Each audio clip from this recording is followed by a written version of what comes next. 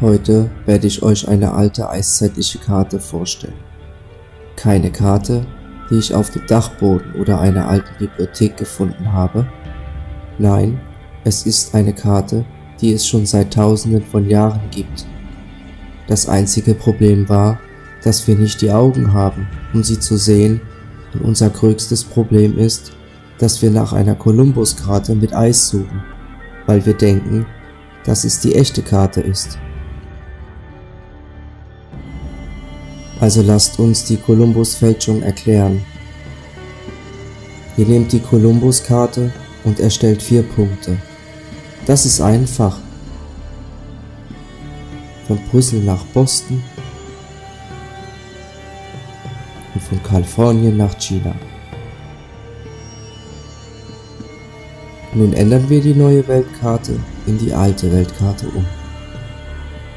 Du drehst Amerika horizontal und legst es unter Eurasien. Jetzt machst du einen Kurs. Du segelst von Brüssel nach Boston und von Kalifornien nach China. Dieses System ist von einer Eiswand umgeben, also segelst du jetzt östlich von Europa nach Indien. Aber Kolumbus sagte, was wäre, wenn wir nach Westen segeln würden? Nun, ein kleines Kind würde wissen, dass du auf die Eiswand treffen würdest, aber nicht Kolumbus. Nein, denn Kolumbus hatte einflussreiche Freunde.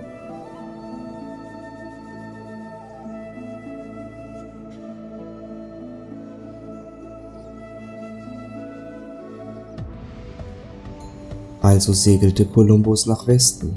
Und wissen Sie was? Er entdeckte einen neuen Kontinent. War es ein neuer Kontinent? Nun, natürlich war es das, wenn man den alten Kontinent nimmt, ihn horizontal umdreht und an einen anderen Ort legt. Es ist ein neuer Kontinent. Wenn du von Brüssel nach Boston willst, ist es einfach. Aber wenn du von Kalifornien nach China willst, ist der einzige Weg, wie du dorthin kommst, eine kugelförmige Welt. Das ist der Weg, wie du den Kreis in einen Ball verwandelst. Jetzt haben wir die neue Welt von dem Moment an, als Kolumbus Amerika entdeckte. Sie haben rechteckige Karten und sie haben Doppelballkarten. Wenn Sie eine doppelte Ballkarte sehen, bedeutet dies, dass Sie an die Eier haben.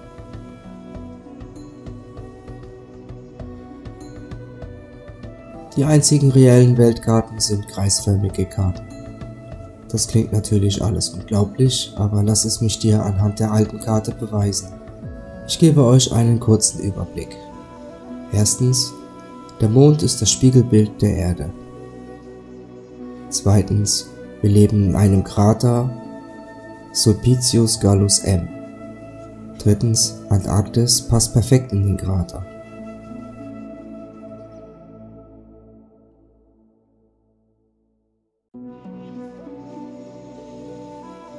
Viertens, das Amerika ist in einer völlig anderen Art und Weise positioniert. So, jetzt, da haben wir die reelle Weltkarte.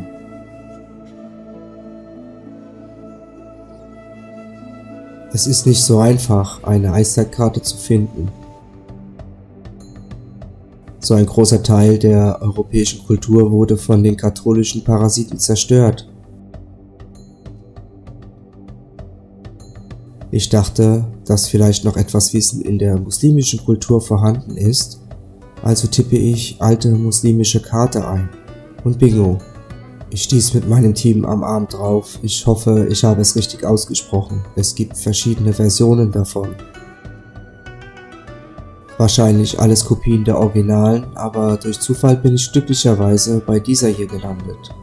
Im Laufe der Jahrhunderte versuchten Menschen, diese Karte zu erklären und sie setzten einige Namen falsch darauf. Das liegt daran, dass sie denken Kolumbus, aber wenn du sie mit meiner Karte vergleichst, wirst du eine ganz andere Geschichte sehen und du wirst sehen, dass diese sehr einfache Karte eine sehr ausgeklügelte Karte ist.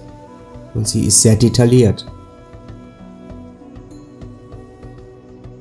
Okay, lassen Sie es uns vergleichen. Da hast du Afrika, Australien und Indien.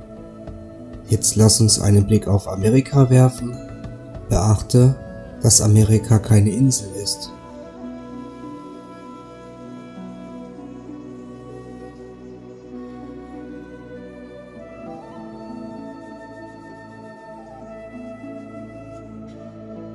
Und in diesem Moment wurde mir klar, dass dies eine Karte aus der Eiszeit ist.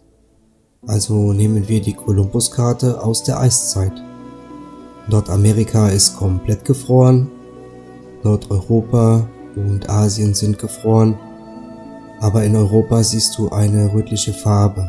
Das bedeuten könnte,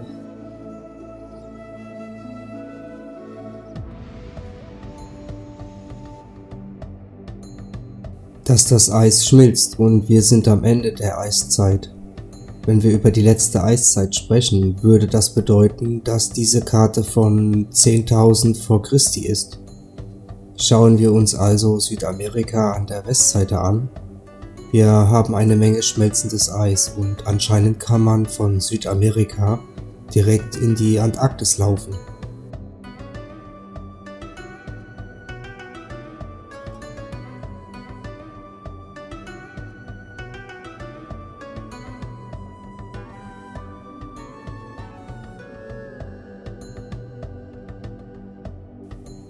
Schauen wir uns den Rest der Karte an.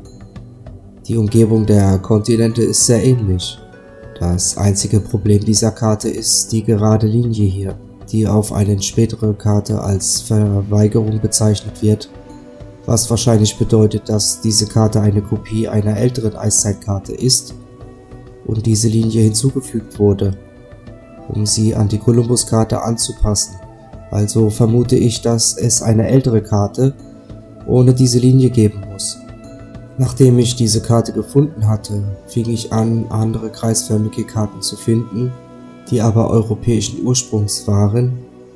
Achten Sie nicht auf den Text, sondern auf die Form des Wassers, und dann stieß ich auf eine ganz besondere Karte, die mehr wie ein Gemälde aussieht. Die Form des Wassers ist ähnlich, aber oben kann man deutlich ein Boot sehen. Es ist die Arche Noah auf dem Berg Ararat. In einem früheren Video habe ich gesagt, dass die Arche außerhalb des Kraters gestrandet ist, aber anscheinend ist sie im Krater gestrandet. Also ist der Berg Ararat in der Antarktis. Und dann fiel es mir auf, als ich die Worte Berg Ararat und Arktis hörte. Berg Ararat und Arktis, jetzt verstehe ich, woher das Wort Antarktis kommt, und langsam dämmert es mir. Ja, langsam dämmert es mir, dass die Menschen vor 10.000 Jahren die Form der Erde kannten und sie sogar kartografiert hatten.